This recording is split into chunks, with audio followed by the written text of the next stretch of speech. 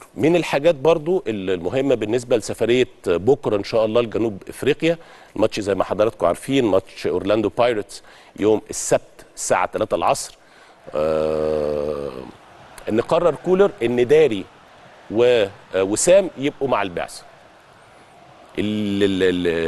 الاثنين، مش عشان هيلعبهم يكونوا معاه، هو حابب ان هم يكونوا معاه يدخلوا الاجواء، لكن هم بقوا سلام سلام خلاص. داري الامور اصبحت افضل بكتير جدا جدا جدا، وشارك في التدريبات الجماعيه امبارح بشكل طبيعي جدا. وساب لسه شويه، بس هو شايف ان هو من وجهه نظره ان هم يبقوا متواجدين مع الفريق، حتى لو يكونوا على دكه البدلاء يدخلوا بقى مع الفرقه.